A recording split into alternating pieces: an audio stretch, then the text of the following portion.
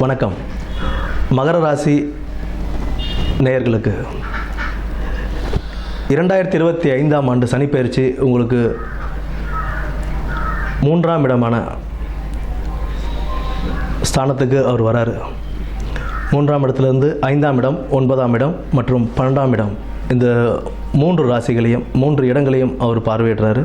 ரிஷபம், கன்னி மற்றும் தனுசு ராசிகளுக்கு பார்வையிடுறார். 3ஆம் இடத்திலிருந்து அவர் 5ஆம் இடமான ரிஷபத்தையும் 9ஆம் இடமான கன்னியையும் 12ஆம் இடமான தனுசையும் பார்க்கிறாரு. ஒரு நல்ல ஒரு காலமாகவே உங்களுக்கு அமையும்.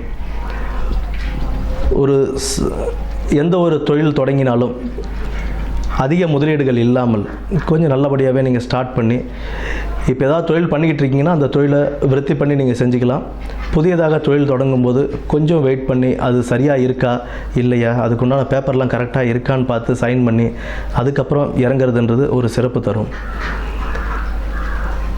12ஆம் இடத்தை சனி பகவான் பார்க்குற ஒரு காரணத்தினால வெளியூர் வெளிநாடு பயணங்கள் செல்வதற்கு முயற்சி பண்ணவங்களுக்கெல்லாம் இப்போ அது ஒரு அனுகூலமாகவே உங்களுக்கு அமையும்.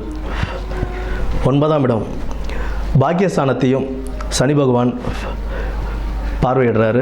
அதனால் வெளிநாடு வெளியூர் பயணங்கள் செல்லும்போது விசா ப்ராசஸ்ஸு இது எல்லாமே நல்லபடியாக பார்த்துக்கிட்டு, நல்ல கம்பெனியாக இல்லை நல்ல ஒரு ஏஜென்சி த்ரூவாக தான் நம்ம போகிறோமா அப்படின்றத நம்ம தெளிவுபடுத்திக்கிட்டு நம்ம அங்கே போகும்போது அதற்குண்டான பாக்கியத்தையும் அவர் கொடுப்பார். நல்ல ஒரு கம்பெனியில் போய் ஜாயின் பண்ணி நல்ல வேலையில் சேரலாம்.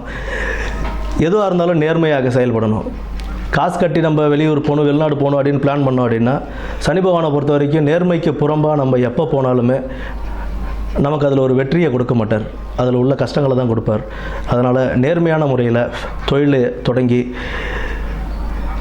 எங்கே தொழிலுக்கு போனாலுமே நேர்மையான முறையில் நடக்கும்போது அதற்குண்டான பலன்கள் நமக்கு கைமேலே கிடைக்கும்.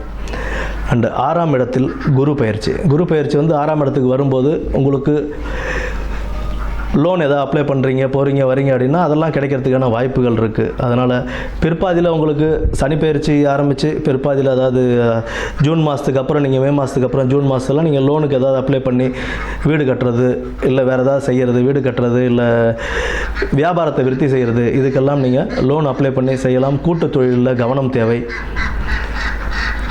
மற்றபடி ஒரு யோகமான சனிப்பெயர்ச்சியாகவே உங்களுக்கு அமையும்.